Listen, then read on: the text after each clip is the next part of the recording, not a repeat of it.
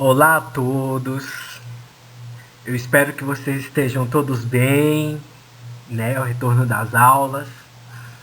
E neste momento, nós vamos dar início ao novo conteúdo, a microbiologia. E nesta aula, nós vamos realizar nessa parte aí, no seguinte assunto: introdução à microbiologia. Como todos já me conhecem, sou o professor Isaac Ricardo, né? Vou estar ministrando aula aqui no sétimo B com vocês de novo. E eu espero muito que, ao terminar esse assunto, vocês possam compreender e ter uma noção básica do que é a microbiologia. Porque a microbiologia nada mais é do que um ramo da biologia que estuda os micro-organismos. Mais para frente eu vou falar um pouquinho com vocês sobre o que são os micro-organismos, tá bom? Então vamos dar início. É, Nós estamos aqui, e eu já falei um pouquinho, né, para vocês sobre a microbiologia lá no começo, mas aí fica a pergunta: o que é microbiologia? Então vamos lá. A microbiologia é o ramo da biologia que estuda os micro-organismos e suas atividades. E microbiologia, né, vem de micros, que significa pequeno, biovida e logo ciência, ou então estudo. Então significa que microbiologia nada mais é do que o estudo de seres pequenos, aqueles seres que são vistos apenas a microscópio. Então, nós temos vários micro-organismos, eles fazem diferentes tipos de funções, fazem várias coisas, são benéficos, têm os seus malefícios também, e nessa aula nós vamos estar vendo tudo isso. Então, os livros que foram utilizados para fazer essa aula foi o livro de microbiologia de Tortora, né, o de 2016, a 10ª edição, e o de 2017, o mais recentemente. Então fica aí a pergunta: por que estudar microbiologia? Bom, veremos aí na próxima parte. Pois bem, a microbiologia, gente, ela é muito ampla. O campo de trabalho da microbiologia é muito extenso. Dentro dela nós temos a microbiologia médica, sabe, onde os médicos eles atuam em campo contra vírus, bactérias, micro-organismos patógenos, entendeu? Que nos causam algum tipo de malefício. Vocês estão entendendo? E nós temos aqui também, por exemplo, o coronavírus. É um exemplo muito marcante nos dias de hoje, né? Os médicos, os cientistas estão aí lutando, entendeu? Para conseguir uma vacina, entendeu? Que consiga imunizar aí, nós contra o vírus, né? Então, do Covid-19. E nós também aqui em seguida, nós temos a microbiologia ambiental. Gente, olha, tem várias bactérias que elas são muito benéficas, micro-organismos, vírus, um monte de coisa. Mas uma coisa muito legal que eu acho na microbiologia ambiental é porque tem bactérias que elas conseguem fazer um processo, entendeu? Muito bonito de fermentação, elas vão se alimentar, entendeu, de algumas matérias primas, entendeu? E nisso vai fazer um processo de fermentação, biorremediação, entendeu? Então vai limpar os lagos poluídos, é utilizado no tratamento de esgoto. Então a microbiologia ambiental é muito fofa, é muito legal. E ainda mais, por exemplo, olha, tem o cogumelozinho aí bem bonitinho, né? Nós vamos falar um pouco mais para frente do cogumelo, mas ele é um fungo, tá? O fungo também está dentro, né, da microbiologia. Então, temos também a microbiologia dos alimentos, que para mim é algo sublime. Eu gosto muito, entendeu? Por exemplo, o pão que você toma café de manhã, ele passou por um processo de fermentação. Então, esses micro-organismos, a Saccharomyces cerevisiae, é um micro-organismo que é utilizado na fermentação do pão. E nós temos também dentro da microbiologia dos alimentos, nós temos bactérias lácteas, entendeu? Que faz o iogurte, temos fungos que, né, tem o queijo camembert, que é um queijo muito caro, entendeu? Que é feito com fungos, né, que é o penicílio. E nós temos também a microbiologia microbiana, que são os micróbios, né? Por exemplo, às vezes você tá lá com uma unha que não tá legal, que você vê que é um micróbio que tá ali, entendeu? É uma coisa ruim também. Então, são micro-organismos que vão atuar ali, entendeu? Naquela unha sua e outras coisas. Temos a microbiologia farmacêutica também, gente. A microbiologia farmacêutica, ela tá aí, entendeu? Atuando, né? Preparando e tá manipulando medicamentos para nós, entendeu? Amoxicilina, é, alguns xaropes, muitos remédios hoje, gente, vacinas, entendeu? Mais pra frente a gente vai ver que algumas pessoas, alguns grandes cientistas desenvolveram vacinas, então isso é muito importante, tá bom? Então, assim, esses são alguns ramos da microbiologia, tá bom? Que tem a microbiologia básica e a aplicada. Então, aqui, gente, eu tô mostrando para vocês o ramo da biologia, no que ela pode atuar, e é uma coisa muito linda, tá bom? Eu espero que vocês estejam compreendendo, tá? Qualquer dúvida, depois da aula, vocês podem me perguntar e pode mandar mensagem para mim que eu vou responder vocês tranquilamente. Bom, dando continuidade à aula, né, vamos falar sobre uma pequena parte sobre os seres unicelulares e pluricelulares, que a gente já viu isso na aula, né, gente? Então é o seguinte, seres unicelulares, eles possuem apenas uma única célula, enquanto os seres pluricelulares, eles têm diversas células, tá bom? Então vamos lá falar sobre os fungos. Gente, os fungos, nós encontramos eles em lagos, rios, no solo, entendeu? Nas nossas unhas, talvez, quando a gente não lava direito o pé, entendeu? Fala sério vocês. Quando a gente não lava direito os pés, nós encontramos ele na parte de alimentação, sim, isso mesmo. Por exemplo, o cogumelo que você come, o champignon, é um fungo, entendeu? Tanto que está representado aí, ó, pela figura número 1. Tá? E ele é do reino fungi, né? E é o seguinte, nós temos o penicílio, que ele auxilia, entendeu? Na maturação dos queijos camembert e roquefort. Então esses queijos, eles são muito caros, entendeu? O processo de maturação deles é muito importante, sabe? E aí aquele queijo que você vê de várias cores, azul, verde, vermelho, azul. E aí temos também o roquefort. O queijo roquefort é aquele queijo que ele é mais salgado, sabe? Bem ácido. E aí a gente tem o penicílio também, né? Que dele foi feita a penicilina. Tá, gente? Então, assim, a gente tem também a parte maléfica do fungo. Outra parte benéfica.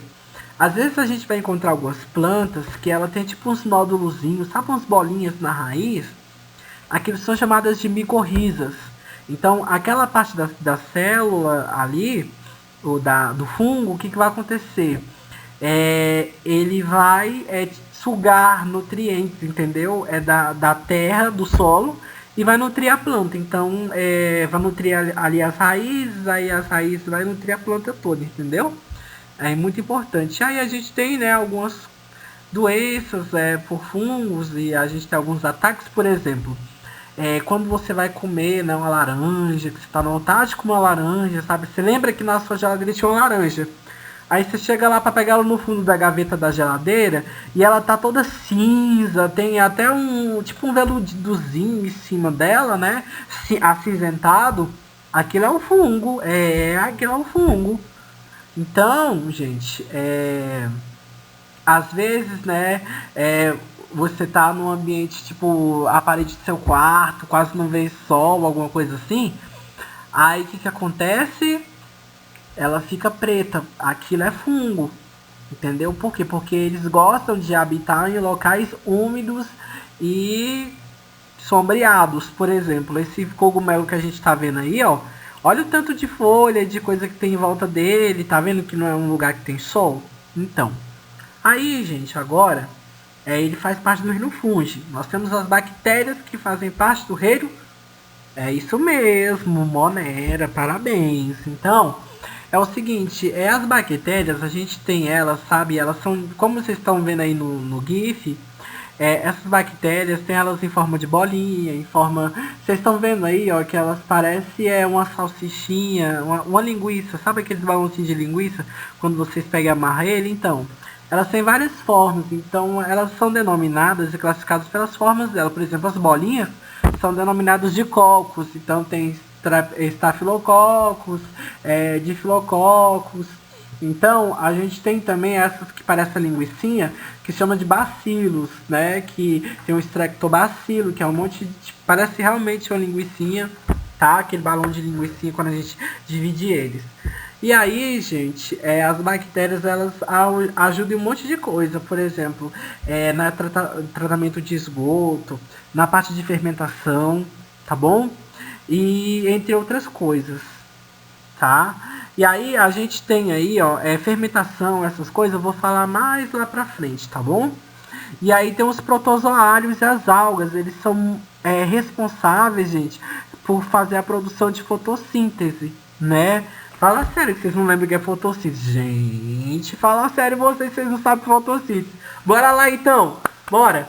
Então, ó, fotossíntese, né, o que vai acontecer? Eles vão capturar a luz do sol, vai ter todo o processo lá, químico e físico delas, então o que vai acontecer? Elas vão proporcionar pra gente oxigênio, é isso aí mesmo. Então você consegue ver aí na imagem 3 e 4, a 3 é os protozoários, né? Olha aí esse protozoário andando, que coisa lindinha, gente. E aí a gente tem também o A4, que é as algas. Olha que algas lindas, mas aí é o seguinte, tô falando alga no contexto de cianobactéria, tá bom? É isso mesmo. Aí, gente, a gente sabe que os protozoários, né, eles também têm a parte patogênica dele. E quando a gente fala que é patógeno, gente, é porque ele causa algum mal, alguma coisa assim ruim, sabe, para o nosso organismo ou pra gente. Tá bom? Então, o que acontece? Eles são causadores de doenças, esses protozoários. Por exemplo, a doença da chaga, malária, amebíase, às vezes você tá com uma barriga grande ou passando mal demais, aí a mãe de vocês dá um vermífero, aí vocês vão, faz o quê? É isso mesmo, vocês cagam, entendeu? Vocês cagam lá o verme, é a ameba, entendeu? Então isso daí, gente, é complicado, né? Mas enfim, é importante vocês saberem isso, tá? Se alguém tiver alguma dúvida, vai me falando, me pergunta depois, tá? Então, os protozoários, né? Adivinha de que reino que eles são? Pergunto pra vocês. Qual reino são os protozoários? Isso mesmo, protista. Parabéns, vocês estão sabendo legal. Então vamos lá. Aí, gente, a gente tem aqui o vírus. É o vírus, né? Que tá vendo aí, ó, o 5. Ele tem essas duas formas aí, né? Que tem a cabeça e tem que é a bolinha. Então é o seguinte, dentro deles está o material genético, por exemplo, vamos lá. Ó, eu falei, né, pra vocês, eu falei, né, gente, não lembro, mas eu vou falar de novo. A imagem número 4 representa as algas. Essas algas são no modo de microbiologia, voltadas à microbiologia. Então, eu não estou falando de algas grandes, não. Eu estou falando delas aqui, ó. Essas são as cianobactérias, beleza? Faz parte da microbiologia aí. Aí, voltando pro fungo. Quem faz parte do reino? Fungi. É isso aí. Vocês são inteligentes. Vamos lá. Ele é acelular. O que significa acelular? Ele não possui célula. É isso mesmo. Aí vocês perguntam, ai professor, mas você disse que existia unicelular e pluricelular? É verdade.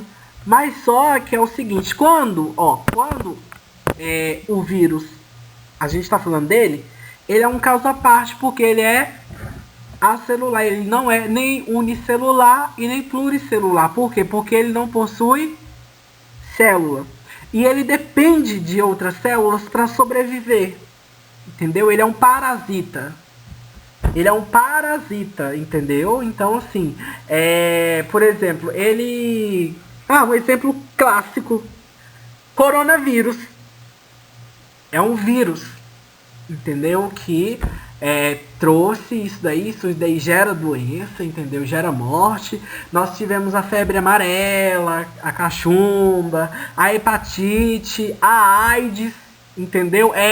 Vocês que ficam aí, entendeu? Tem que se proteger com preservativo, entendeu? Vocês têm que se proteger. Tá, gente? Fazer tudo com segurança. Por quê? Porque o HIV é uma doença de um vírus e ainda não tem cura. Tem tratamento, mas não tem cura. Então, gente, tomem cuidado. Tá? O vírus, ele é maléfico. Tá, gente? Então, vamos aí nos policiar, tá bom? Então, ó, a figura 1 é de fungos, a figura 2 é de bactérias. A figura 3, que tem essa bolinha linda aí, ó, batendo aí, gente, esse protozoário bonitinho. Aí a 4 é a cianobactéria, representando as algas. E tem aí a figura número 5, representando o vírus, tá bom? É isso. Aí, como eu tava dizendo, na importância, né, tipo, qual a importância da microbiologia no nosso cotidiano? Gente, a microbiologia, ela é fundamental e de extrema importância para a realização de nossas atividades, entendeu? Para a nossa vida. A nossa vida, gente, ela é composta, entendeu, por muitos micro-organismos. Olha, e dentro dela a gente pode fazer uma série de atividades, uma série de coisas. Por exemplo, a produção de bebidas alcoólicas, que eu já falei para vocês, entendeu? Que as bactérias podem fazer. A produção de produtos lácteos, por exemplo, iogurte,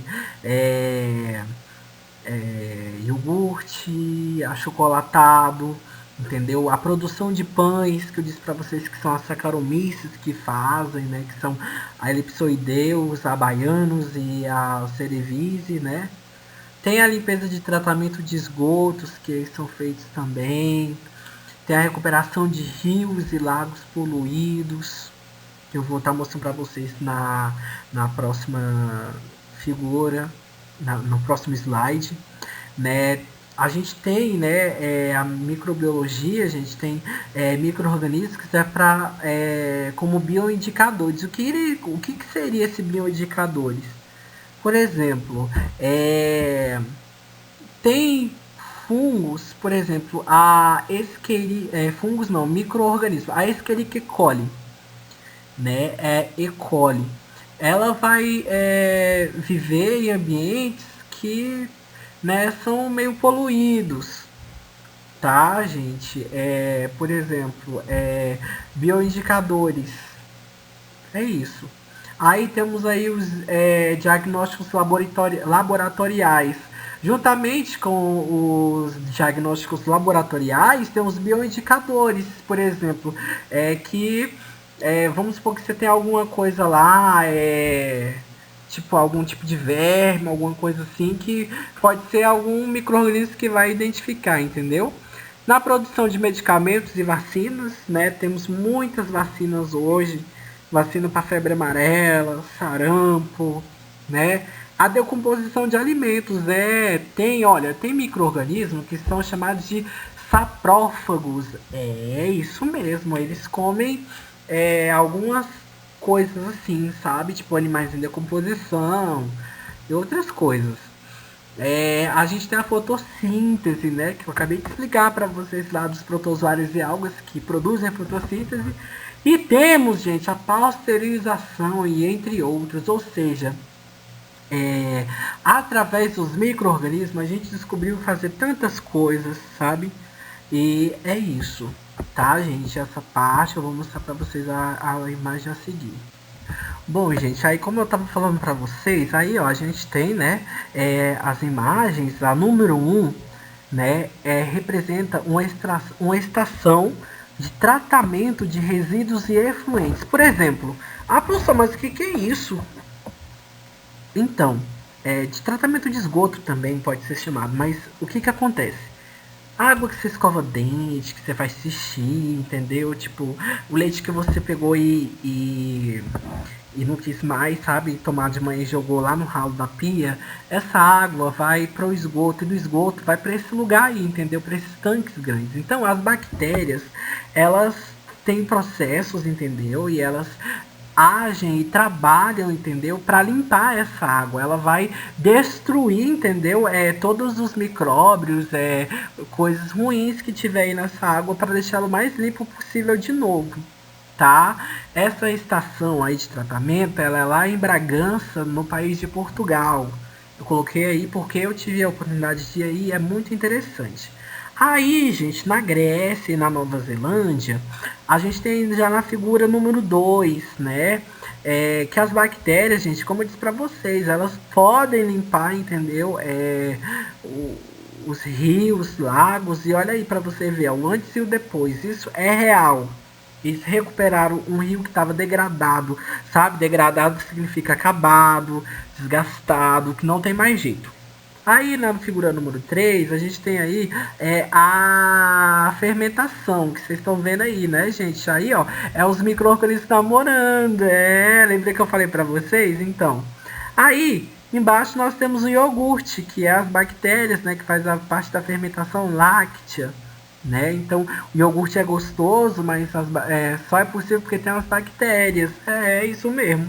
Aí a gente tem aí um pasteurizador, né? A gente vai falar mais à frente de Louis Pasteur, entendeu? E aí, ó, vocês podem ver que tem dois buraquinhos aí, né? Tipo, tem um na ponta e um no meio. Quando ferve, entendeu? O leite que fica aí dentro, ou alguma outra coisa, o que acontece? Ele tá quente, então passa por um leve choque de temperatura. Por exemplo, vai até 120 graus. Aí depois, nesse segundo buraquinho, onde vai ficar uma mangueira. Aí eles ligam a água e aí a água passa e circula, entendeu? Por todo esse tanque. E aí sai nesse buraquinho aqui do começo, de novo, entendeu? E aí, gente, a gente tem a parte também da indústria farmacêutica, né? Que é os remédios. Tá, gente? Então é muito importante, ó. Você fala exina, amoxicilina, então fungos, bactérias. É muito importante, gente, essa parte, tá bom? Eu espero que vocês estejam entendendo a aula. Agora, né, a gente vai entrar num assunto muito importante, que é a história da microbiologia. A gente está falando aqui de microbiologia para cá, para lá e para cá, né? Eu falei dos micro-organismos, todo mundo já está feliz. Olha aí a importância que tem os micro-organismos, entendeu? A microbiologia na nossa vida, entendeu? A gente não poderia comer pão e nem tomar iogurte se não tivesse a microbiologia, os micro-organismos. Então, é muito fundamental. Tá bom? Então, a gente vai, né, falar um pouquinho aí. Aí, ó, antes de começar, eu queria mostrar para vocês os microscópios, a história dos microscópios. Como eu disse para vocês, né, os micro-organismos, né, são seres unicelulares e pluricelulares. Então, eles não são, assim, vistos, tipo, de forma rápida. Então, é o seguinte, olha para vocês verem aí, ó. Desde lá de 1500 anos atrás, tipo lá na idade de 1500, né? Vão vendo aí, ó, a modernização dos microscópios, né? Em 1674 foi um pouquinho diferente, mas ainda era rústico. Aí em 1860 aí criaram um microscópio óptico à luz, que, né? E aí depois em 1900 criaram esse mais moderninho. E aí hoje a gente tem os microscópios eletrônicos, gente. É muito bom que eu vou estar explicando aí para vocês, sabe? É na história da microbiologia. Então não saiam daí. Bom, então é o seguinte. No século XIII, Roger Bacon. No século XV, Fracastório de Verona. E em 1762, Von Plens, eles três acreditavam, né, baseado nos seus estudos daquela época, que as doenças eram causadas por seres invisíveis. Porém, né, gente, naquela época o pessoal era muito religioso, então eles tinham muitas superstições, né? Então eu vou estar falando para vocês daqui a pouco, né? Mas por isso e por não conseguir provar essa fala deles, né, que a doença era causada por seres invisíveis, eles não tiveram êxito, né? E nem a atenção que mereciam. Então, gente, é o seguinte. Então, tipo, ao que se atribuía as doenças, então, naquela época? Vamos lá, antes do século XVIII, aí mesmo com Girolamo Fracastoro ter divulgado um livro, sabe, sobre doenças contagiosas e tal, eles mesmo assim não acreditavam. Por quê? Porque eles acreditavam que poderia ser uma maldição divina, sabe? A pessoa tá com uma doença infecciosa, contagiosa, entendeu? Que aquilo era um castigo que ela deveria estar recebendo por ter feito alguma coisa ruim. Poderia ser bruxaria também, porque naquela época muitas pessoas eram queimadas em fogueiras, mortas, apedrejadas, acusadas de bruxaria, entendeu? Tanto aí na imagem número 1 e na 2 mostra, né, o símbolo dos bruxos. Aí tem a teoria dos miasmas, vapores ou venenos. Eles acreditavam, por exemplo, se eu morresse e fosse enterrado no cemitério, eles não poderiam me visitar. Por quê? Porque poderia ser que aquela doença se exalaria da terra, entendeu? E contagiaria eles, né? Aí tem um ar como uma transmissão também, que eles acreditavam muito, maus odores, sabe? As doenças contagiosas e infecciosas, elas levantavam maus odores naquela época. E aí, gente, na imagem número 3 aí, ó, importantíssimo essa época, foi a época da peste negra. Então, o que que acontece? Vou contar uma história, um fato muito importante para vocês. É, isso era um EPI e deveria ser usado com muita cautela entre as pessoas lá. Então, o que que acontece? Só os médicos tinham condições de comprar esse tipo de EPI porque era muito caro. Então, eram só eles que usavam esse EPI na época da peste. Então, esses eram os EPIs que os médicos usavam para atender os seus pacientes. Tá bom, gente? Qualquer dúvida, tô aqui, gente. Pode perguntar, tá bom? Aí, continuando, né, a nossa história aí pela microbiologia, nós temos Robert Hooke. Em 1665, ele observa, né, aí num microscópio muito rústico, tá, gente? É uma fina camada de um pedaço de cortiça, né? Então, ele viu que na cortiça, que tem aí na imagem número 3, parecendo pequenos vagõezinhos. Sabe aquele trem que tem os vagões? Então, ou então uma parede cheia de tijolinhos, né? Quem já viu.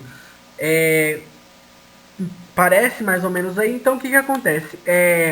Ele observou, entendeu, através do microscópio rústico dele, essa imagem e viu que tinha esses quadradinhos aí e tal, e isso ele denominou de células. Então, daí diante surgiu a teoria celular, que fala assim, ó, todas as coisas vivas são compostas por células. tá, gente? Então, isso na época foi uma coisa muito boa, entendeu? Porque ele descobriu as células, entendeu? E a folha de cortiça, muito importante isso daí, um marco pra gente, tá bom? Aí agora nós temos aí Anton van Leeuwenhoek.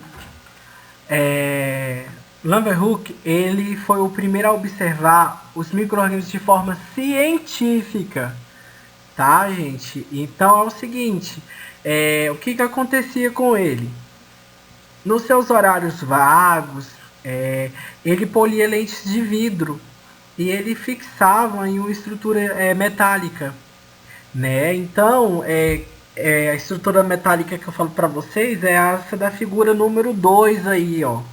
Ele polia, entendeu? As lentes de vidro e aí ele começou a observar algumas coisas, né? Ele viu que podia e conseguia enxergar algumas coisas que eram pequenas. Então, nisso daí, é o seguinte, ele começou a olhar cabelo, sangue, asas de inseto, águas da chuva, células do esperma, é isso mesmo, e tecidos musculares. Então, ele observava, né, colocava os olhos na lente, aí, como vocês podem ver na figura número 2 e colocava contra a luz, né? E, às vezes ele acendia a vela tal e conseguia ver algumas coisas.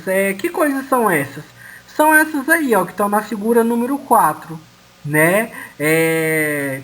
Vários micro-organismos que estão descritos aí, entendeu? E ele fez esse estudo e também fez uma conferência, entendeu? Para a Inglaterra, para deixar eles cientes de que existiam isso.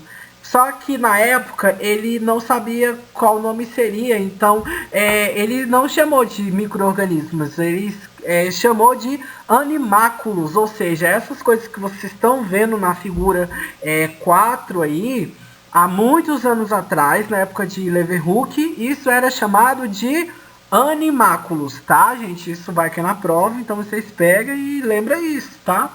Então, ó, o microscópio ainda era rústico, né? Ele já conseguia ver melhor do que o Robert Hooke, porque Robert só viu a célula da cortiça, né? E aqui Leeuwenhoek ele consegue ver os animáculos, né? Os micro-organismos atuais dos dias de hoje, e o microscópio dele não era moderno, mas era bem melhor que o rústico de Robert Hooke, tá bom? É isso daí. Bom, então, teoria da geração espontânea. Eu quero que vocês, meus alunos, vocês possam compreender que a gente está caminhando num ciclo de histórias. Então, a gente está passando por um processo, entendeu? Para a gente conseguir entender, entendeu? Como se deu o processo para que o homem conseguisse observar e compreender melhor os micro-organismos, tá bom? Então é o seguinte, surge a geração espontânea, que ela diz assim, ó: a vida surge da matéria não viva como solos e cadáveres em decomposição. Aí o que que acontece? Essa teoria foi sustentada até o século XVIII. O que que consistia a geração espontânea? Os grandes cientistas da época lá acreditavam que, por exemplo, cobras, jacarés, rãs, ratos, eles poderiam surgir da lama, de locais úmidos, de barro, entendeu? De rios. Aí eles acreditavam que as pulgas, elas surgiam de uma matéria inanimada, por exemplo, da poeira. Surgia a pulga.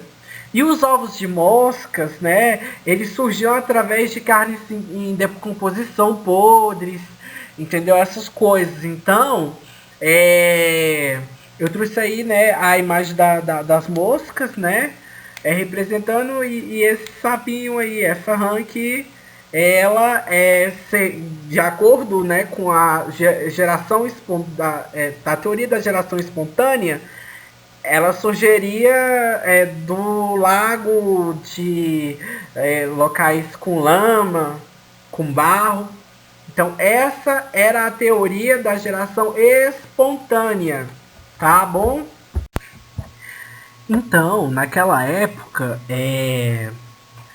né, em relação à geração espontânea, surgiu, né, o médico Francesco Redi, né, que ele questiona a geração espontânea, né, e inicia seus trabalhos para demonstrar que as larvas não eram geradas espontaneamente. Então, como que isso funcionou? Red, ele fez um experimento, né, a qual ele colocou 3 vidros, né, colocou um pedaço de carne, né, em cada um dos 3 vidros, como simboliza aí a figura 1, 2 e 3. Então, em um pedaço de carne lá em um frasco, ele pegou, colocou a carne e tampou. No segundo frasco, ele colocou a carne e tampou com a gaze. A gaze, ela tem furos e permite a passagem de ar. E tem o pote número 3, que ele colocou a carne e deixou aberto. Então, o que que acontece? Antigamente, as pessoas eram severas a tal ponto de questioná-lo. Então, no primeiro experimento, ele fez, né, um experimento com a tampa fechada e com a gaze. Porém, o que houve nesse experimento? Os filósofos e cientistas da época diziam que para que haja, né, para que houvesse uma geração ali de alguma coisa, tinha que ter ar. Então foi aí que ele fez um experimento com um vidro tampado, com outro que tinha gás, né, e porém tinha furos e entrava ar. E ele deixou um aberto. Então o que que acontece? No primeiro não nasceu nada. No segundo, as moscas botaram suas larvas, entendeu? Na beira do pote. Porém, as larvas não teve contato, entende? Por mais que tivesse ar na carne. E aí no pote número 3 teve contato, entendeu? Com a carne, os micro-organismos teve contato sim com a carne. Então ela pegou e gerou, né, os micro-organismos aí, ou seja, a teoria, né, da geração espontânea meio que entrou em contradição, porque eles já não surgiam, né, mais da matéria inanimada. Eles não surgiam do nada por um acaso. Então, Red comprovou que os vermes, né, os ovos das larvas, viriam das moscas, que entravam em contato com o meio, entendeu? Então, assim, ele comprovou isso. Então, no número 1, não surgiu nada. No número 2, não surgiu nada, porque as moscas não entraram em contato e nem as suas larvas. Entendeu, gente? Então, aí ele refutando a teoria da geração espontânea. Já aqui, em relação à teoria da geração espontânea, alguém queria, né, combater, né, e refutar o conceito, né, a teoria, com o conceito aqui feito por Rudolf em 1858, que era o conceito de biogênese, né, que significa assim, ó, as células vivas só surgem de células vivas pré-existentes, ou seja, não podia surgir algo assim, né, do nada. Então, o que que acontece? Rudolf, todavia, não conseguiu explicar o porquê e nem comprovar o porquê disso. Então, a sua teoria não teve muito, sabe, foi esquecido. O seu conceito foi esquecido. Porque ele não conseguiu comprovar. Então, em 1861, houve-se, né, um grande cientista francês, o Louis Pasteur, né? E graças a ele essas dúvidas foram salientadas, tal. Então o que que aconteceu? Antes disso, aqui na imagem 1 nós temos a imagem de Rudolf. E antes de nós seguirmos para o experimento 2, eu vou falar o que que aconteceu antes do experimento 2. Louis Pasteur, ele utilizou, ele tinha dúvidas, né? Todo mundo tinha dúvidas naquela época e era algo que só se sanava fazendo pesquisas. Então, ele achava que os micro-organismos estavam presentes no ar e em algumas superfícies, né? Tipo, em cima da mesa, sofá, entendeu? Numa faca que você usou. Então, o que que acontece aqui? Ele ferve um caldo nutritivo, né? Um caldo de carne. E o que que acontece?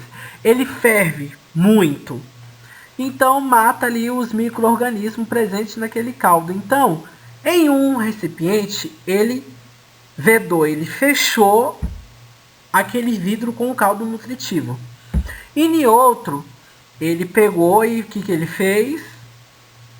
Isso mesmo, ele deixou aberto. Então o que que houve? Ele percebeu que no vidro fechado não cresceu nenhum organismo, nenhum micro-organismo. Porém, no frasco aberto, nasceram muitos micro-organismos, ou seja, a teoria dele já estava começando a ser provada. Por quê? Porque ele viu que realmente existiam, né, micro-organismos tanto no ar quanto em superfícies e assim por diante.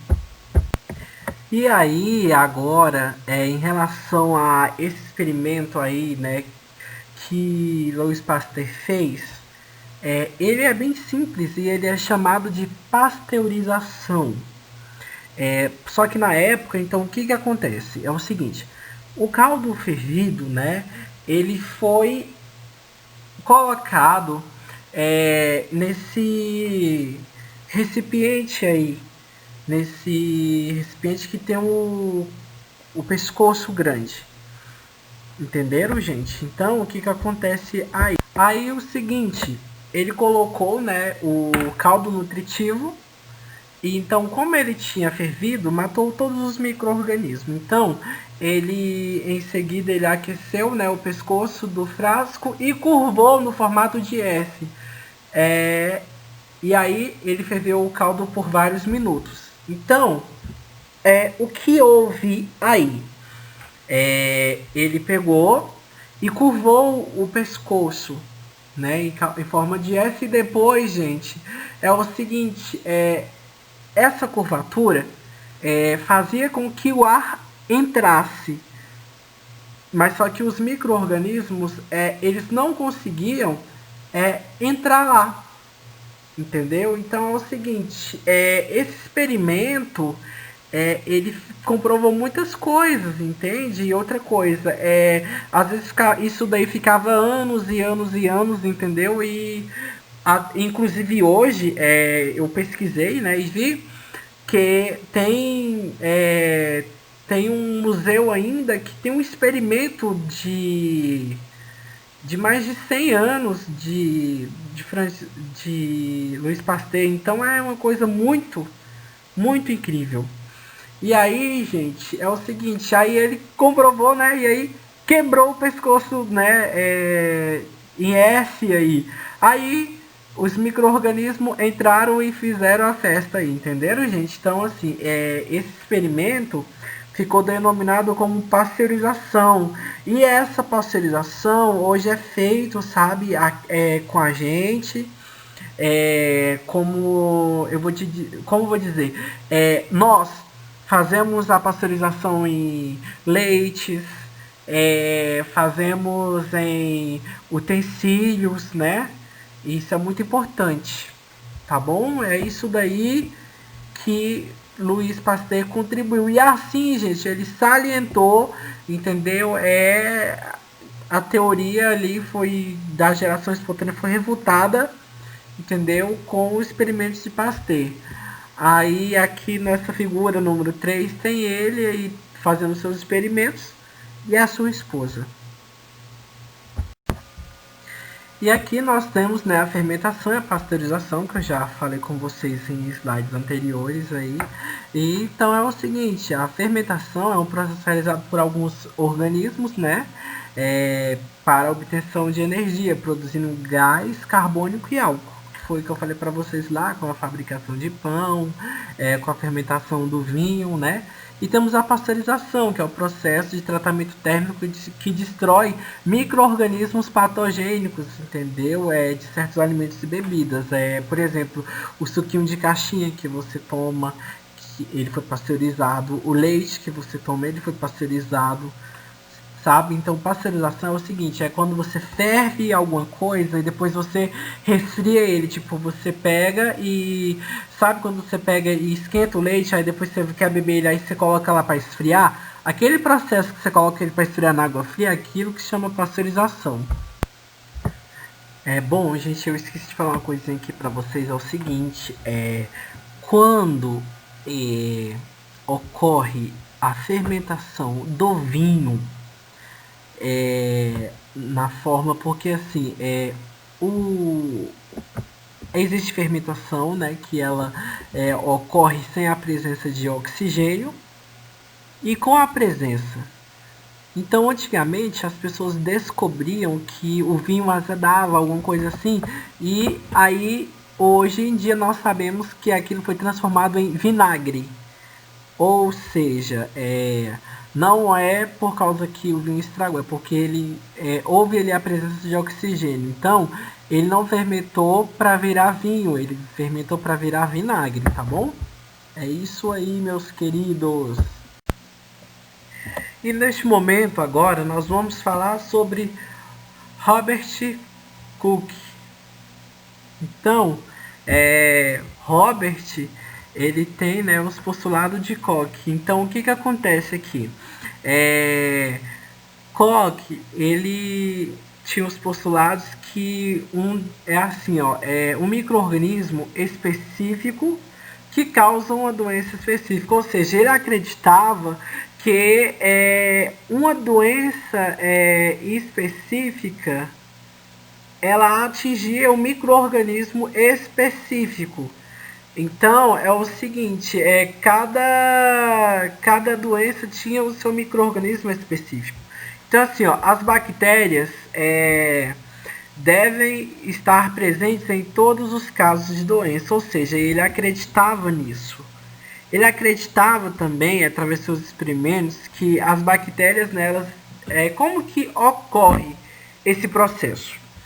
É o seguinte, tem um micro-organismo ali, tipo, vamos supor, o experimento aí do rato que ele fez. O ratinho, ele morreu, ele estava doente, e ele tinha a doença aí, no caso a cólera, né? Ele estava infectado com a cólera. Então, ele pesquisou, ele foi, observou que tinha esse micro-organismo, não só nesse ratinho, mas em todos os outros que morriam. Então, o que houve aí? Ele pegou e inoculou, né? Ele pegou o sangue, né? O material contaminado do ratinho que morreu e colocou num ratinho são. Ele estava livre de doenças, de tudo.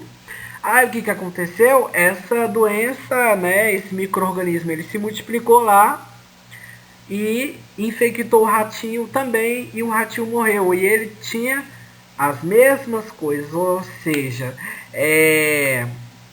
esse foi o postulado dele, entendeu? Então ele acreditava que a doença, né, ela era específica do micro-organismo. Ok? Então, esse foi o postulado. Então, ele fala aí, ó, que a doença específica deve ser reproduzida quando uma cultura pura de bactéria é inoculada no hospedeiro, ou seja, essa bactéria estava imune, né, a algum outro tipo de contaminação. E aí, ó, as bactérias devem ser recuperáveis a partir do hospedeiro infectado experimentalmente. Então, o que acontece? O ratinho morreu porque ele foi infectado pelo outro também, então por uma bactéria ou por um micro-organismo, ok, gente? E aqui, galerinha, a gente tem, né, os biofilmes. É um assunto muito legal que tem. É o seguinte, eu vou falar um pouco sobre biofilme, que é o seguinte, ó, biofilme consiste em um complexo ecossistêmico microbiológico formado de populações de uma única ou de múltiplas células, construindo uma crosta de polímeros orgânicos que se encontram aderidos a uma superfície. Vocês entenderam, né? Eu vou explicar para vocês. Seguinte, é, nós temos tipo uma pelezinha, uma película, sabe? Bem fininha de micro-organismos. Por exemplo, aí sabe quando a gente vai tomar banho no rio, ou pega uma pedrinha assim que você vê que tem tipo uma pelezinha, alguma coisa assim, tipo que ela tá bem lisa, a pedra. Aqui são os biofilmes. Às vezes o nosso dente, sabe? A gente vai lá no dentista, aí ele passa aquela maquininha que é muito chato aquilo, eu acho, né? Então, é ele tirando esses biofilmes também. Tá? E aí é o seguinte, tá vendo essa boca rosa aí, número 2? O que acontece? A gente tem os bioindicadores, entendeu? De biofilme, ou seja, vai lá, dentista, entendeu? A minha professora Heloísa fez isso comigo também um dia. Foi e explicou, colocou um jato lá, entendeu? Na minha boca. E ela falou: vou ver se você escova os dentes. Aí o que aconteceu? Minha boca ficou rosa, gente. Fiquei chocado. Mas enfim, fiquei muito preocupado porque a minha boca ficou rosa. E ela falou: nossa, você não tá escovando o dente direito? Então, assim, eu passei a escovar os dentes bem direitinho, entendeu? Então, assim, porque esses biofilmes, talvez na boca, não seja muito bom para nós. Então, são colônias de bactérias que elas se unem até formar uma camada de biofilme. Como vocês podem ver, aí a foto número no dente, aí a formação do biofilme, tá bom? É isso, gente. Se alguém tiver alguma dúvida, vai me falando aí que no final lá a gente fala alguma coisa. Nós temos também a nossa microbiota normal ou flora.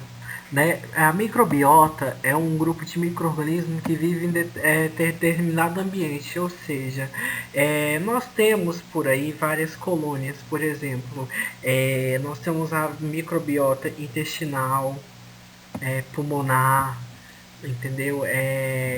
Bucal, como eu disse pra vocês lá no começo, né? As pessoas que gostam de beijar muito, né? É um problema, talvez, né? Porque consome muito micro-organismo aí, entendeu? Mas as plantas, os animais, então isso daí forma a microbiota, tá? Então aí, ó, tem um gifzinho aí do nosso estômago, né? Do nosso intestino. E aí tem algumas imagens das fotos que compõem o nosso trato digestório, alguma coisa assim, tá bom? E eles são benéficos, gente, porque eles sintetizam vitaminas, ajudam na digestão, entre outras coisas. E para encerrar, gente, nós temos aqui alguns conceitos de microbiologia muito importante, né, para a gente levar nessa bagagem de tudo que a gente aprendeu aqui hoje, tá? Nós temos aí o domínio, né, que é uma das 3 linhagens evolucionárias principais das células, que é a bactéria, a arqueia e a eucária. Tá? Nós temos ecologia microbiana, que é o estudo dos organismos em seus ambientes naturais. Evolução é a descendência com modificação que leva à geração de novas formas ou espécies. Genoma, o conjunto completo de genes de um organismo, que a gente já estudou sobre isso, né? Comunidade microbiana, que são 2 ou mais populações de células que coexistem e interagem em um habitat. Por exemplo, que eu falei biofilmes agora, exemplo fresquinho, né? Que pode ter, né? Isso. Aí, genômica, o mapeamento, sequenciamento e análise de genomas. Também estudei aula sobre isso. O metabolismo, todas as reações bioquímicas que ocorrem, né, em uma célula, né? Então, vários metabolismos, tipo nosso estômago, ele está em constante metabolismo, nosso corpo, né? Micro-organismo, né? Vocês sabem já, graças a Deus, né? Organismos microscópios, constituído de uma única célula ou um conjunto de células, incluindo os vírus. Lembra que eu falei que o vírus é a celular, mas faz parte? Então é isso. Aí tem o patógeno, né, que eu falei pra você, que é o micro-organismo causador de doenças, que ele é ruim pra nós. E temos aqui, né, o postulado de Koch, que é o conjunto de critérios para provar que um determinado micro-organismo causa uma determinada doença. Então, é isso aqui. E assim, termina a nossa aula de hoje. Obrigado a todos vocês que participaram. Eu espero que vocês tenham entendido a importância que tem os micro-organismos na nossa vida e a importância de estudar microbiologia. Tá bom? Todos esses experimentos foram uma chave, um alavanque, entendeu? Na ciência para que nós pudéssemos ter acesso à vacina, podermos tomar vinho e comer pães, muitas outras coisas, entendeu? Para que os lagos fossem limpos, né? Livres de algum problemas de poluição e entre outras coisas. Então, finalizo aqui a minha aula, agradecendo a cada um de vocês a presença e a participação aqui.